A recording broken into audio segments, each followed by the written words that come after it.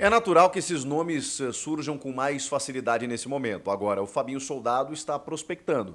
Está prospectando um nome midiático, já com o apoio da patrocinadora Master, que já falamos aqui, obteve muito sucesso na parceria com o Memphis Depay. Não é qualquer jogador que vai se engajar da maneira que o Memphis se engajou, que vai trazer sucesso esportivo dentro de campo, no engajamento que ele trouxe, expondo a marca do clube e do patrocinador globalmente falando. Não é qualquer jogador, por isso que isso tem que ser analisado de uma forma criteriosa. E é natural também que, como também já falamos, o telefone do Fabinho Soldado, que antes ligava muito, agora recebe mais ligações.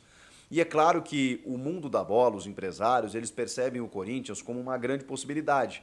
É um clube que está investindo, que tem boas perspectivas na temporada que vem, que não vai fazer grandes investimentos na comparação com os já feitos na temporada passada, mas ainda assim com alguns reforços pontuais interessantes. E ainda mais com a força, né, de patrocinadores dispostos a bancar salários astronômicos, né, de jogadores desse nível. Então, o cenário brasileiro acaba se tornando um grande holofote, né, a grande meca do futebol nesse momento, junto da Arábia Saudita e do futebol do Catar também.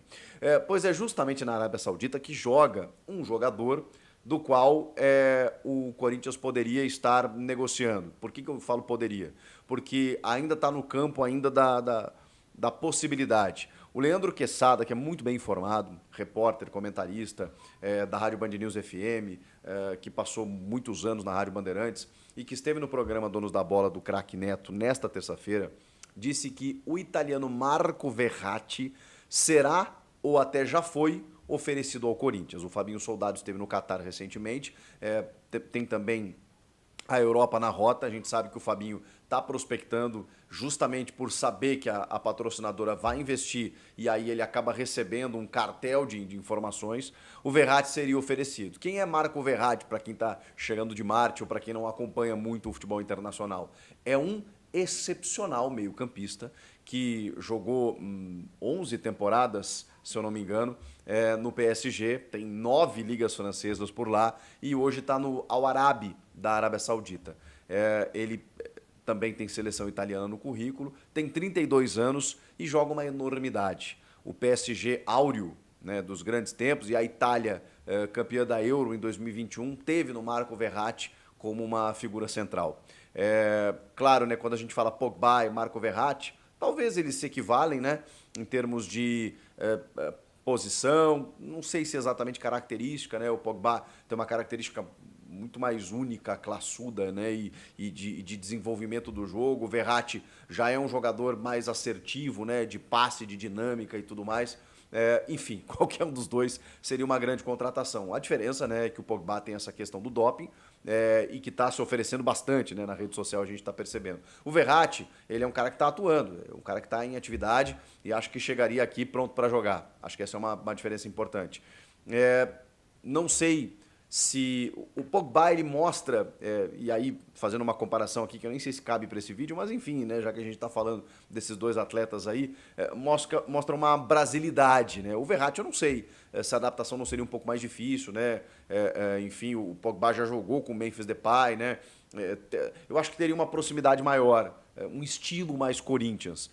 Agora, não está proibido também de um jogador do nível do Verratti, até pelo profissionalismo que ele sempre desempenhou, chegar no Brasil aqui e corresponder. Seria fantástico. E aí, tô tomando pau na rede social aí, porque tô dizendo que mesmo com a dívida, o Corinthians tem que investir. Até porque esse dinheiro não é necessariamente do Corinthians para esses grandes nomes. Você tem apoio de patrocinadores que vão pedir contrapartidas, o que é natural. É assim que você monta equipes competitivas. E o Corinthians, podendo ser campeão, esse dinheiro retorna.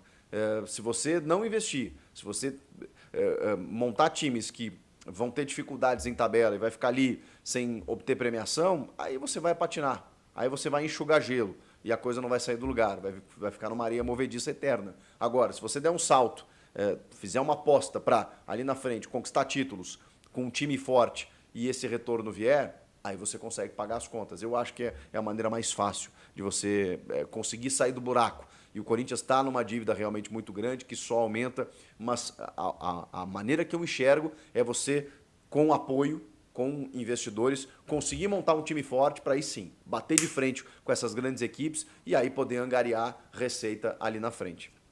Mas tem prioridades aí do Fabinho Soldado, né? Óbvio que ele está prospectando o mercado, mas existe aquilo que eu já falei para você sobre manutenção. E a primeira cartada já foi dada, na verdade a segunda, né?